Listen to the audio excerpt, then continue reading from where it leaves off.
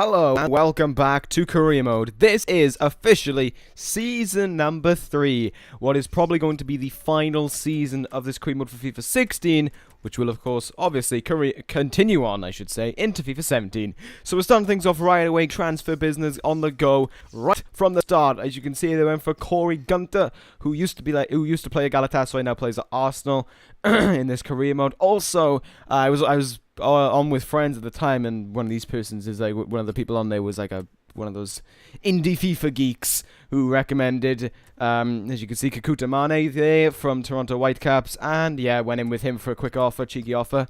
Problem was, as you can see from the email we're going to get through, we're going to see a lot of transfer talks are broken down, re-transfer offer. Every single one of them is for Stekelenburg for having the season of his life. Now, I was going through a lot of these, and I was accepting a lot of them, or I was counter-offering back. The problem was, every time they would get to the contract negotiations, it would go downhill from there, and Stekelenburg would never leave the club. Anyway, we decided to enter the European International Cup because we only had 22 million to spend, and I saw that we are looking for a new goalkeeper as well in, I believe his name is just Jose Sa.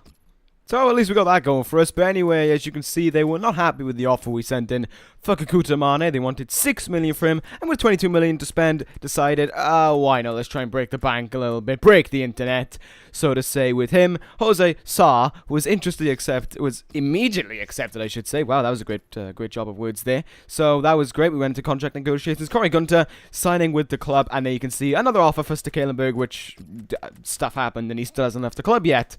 Then we get the offer in for Kakuta Mane. They accept the transfer offer, I should say.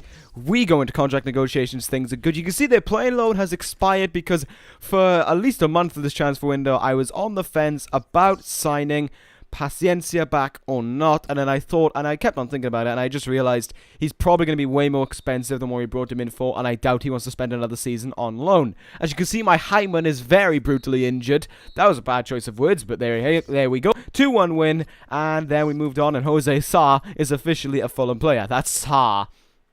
So there we have it. I will be showing the overalls for them and the stats to them later on in the episode. Don't you worry about that. I think it's actually right after the signing of Kakuta Mane. There he is, coming to the club, a new left mid, because as you're about to see, this was actually such perfect timing here. Transfer offer in for Kasaniklic. Perfect time to bring in a new left mid and get rid of an old one. There he goes, accepting the offer, and he would go to Leeds at the end of this episode. Gunter there, you can see his stats. Pause them if you want to see them, otherwise I'm just going to go through them like this because we have, I believe, 3 or 4 players right now. What is it? It's 3 right now, I think. So there we go. There's Gunter's stats. Young, and I believe now our second best centre-back behind Daley Blind. Kakuta Mane there, very good. Fits into the squad perfectly with that kind of rating. That's quite bad considering we finished 3rd last season. But that's the kind of stat we do. Oh, and the league objectives for this year are to qualify for the Euro League. But we're throwing that out the window because it's the last season for Fulham. We're going to try and win the league and the Champions Cup and the Capital One Cup. But we're going to try and win everything. We won't, but we're going to try. Here's the game against Werder Bremen. As you can see, I forgot to click sim for a little while. Yep, still waiting on it. Yep, there we go, still waiting. Oh, Lanzini scores the goal that puts us into the next round, or the finals even, of one of the two. This is the semi-finals of them. Nothing happened in between the games here against Levante. They were going to win. Tom Caney came on, scored, and then we won on penalties. Woohoo! Now I'm going to show you the footage from the finals where we took on whoever it was, Trabzonspor, or however you pronounce their name. As you can see, we're getting off to a pretty good start here as a team. It's been a while since we've been together. Edmilson Jr. making a great run, hitting it, took a deflection, and it wound up in the back of the net for 1-0. Edmilson Jr. would have a cracker of a game, aside from the highlights I'm going to show you. Even in the highlights I'm going to show, he had a cracker of a game. So things are looking good for him this season. Obviously, he's going to be fighting for his position against Kakuta Mane. I don't blame him there, but there you go. Edmilson Jr. had a rocky start at the beginning of the second season, his first season at the club, but by the end of the season, in my opinion, he was one of the best players we had.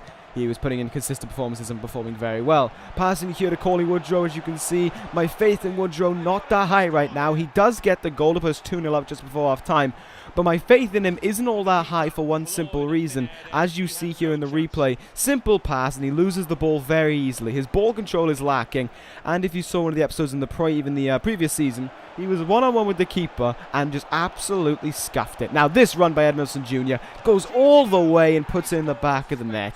That is an incredible run. It was 3-0 and it would seize the cup for us, of course, as you can see. It's the 90th minute there. So there we go. We won the European International Cup. I believe we got an extra 6 million out of it, I believe, which helped to towards signing some players. I think that came off the keeper's head when he went to save it. There's John Fanning-Gash celebrating with everyone. There you go. There's the cup right there. Things are looking up as we start things this season. Undefeated. I don't even think we've drawn a game at this point. So win-win-win in the European International Cup. Now we'd move on here to probably the most ambitious transfer I've ever tried to make, especially for Fulham anyway, that being for Kingsley Coman. And surprise, surprise, Juventus would accept it. I was really shocked that Juventus would accept the offer for Kingsley Coman. Of course I'm going to go ahead and send in my contract offer. And even more shocking, they accepted it.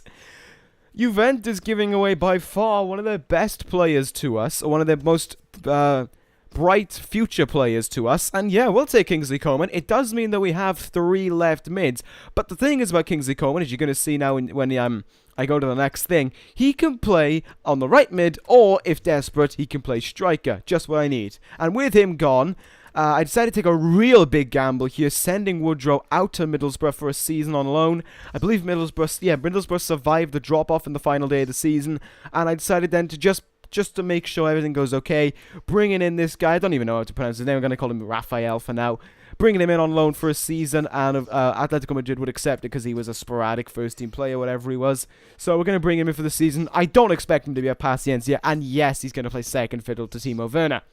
Now I'm going to show the youth. I haven't shown the youth a lot, but I've been scouting for goalkeepers from the Netherlands for absolutely no reason at all. But we found this guy.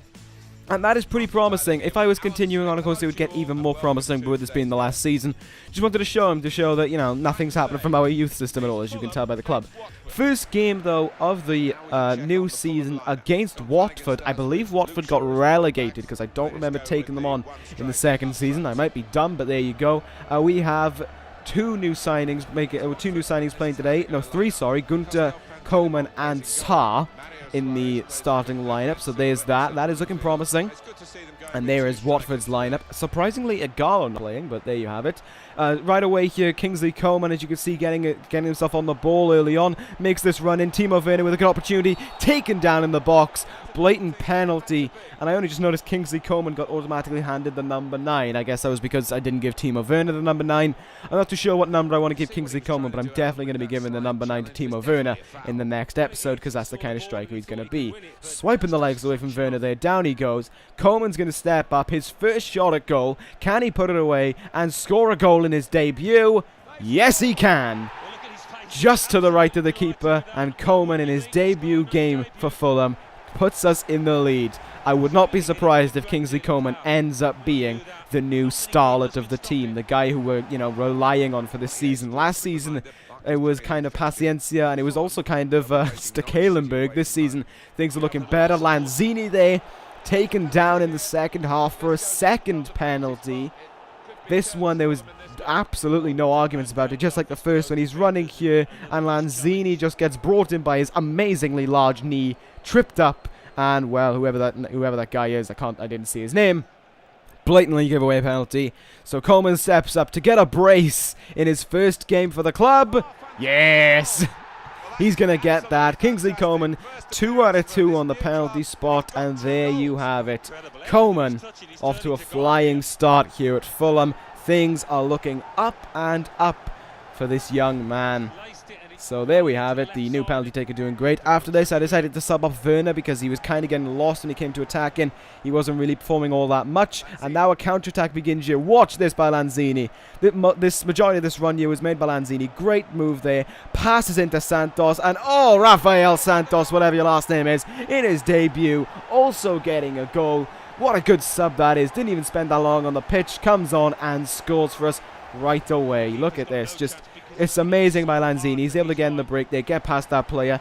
Perfect pass into Santos, who just puts it over the keeper and into the back of the net. That is 3-0 in the opening game of the season, and that is the end of the game. There you go. There's a cheeky burp for you as well. 3-0 in the opening game of the season, and to be honest, it was not a difficult game. And if most games against teams like Watford are going to be like that, I fancy our chances towards the top. Now, as for the next episode, it's probably going to be 5 games with barely anything done in the transfer window, because, to be fair, I think we have about 2 grand left in wages and about 20,000 left in the transfer budget. So things are looking great for us right now, but there you go. At the end of this episode, we are top on goal difference, but that's good. That is going to end this episode of Career Mode. There you go, Season 3 underway and looking strong. That is going to end this episode of Career Mode. Thank you guys for watching. Take care, guys, and ta-ra!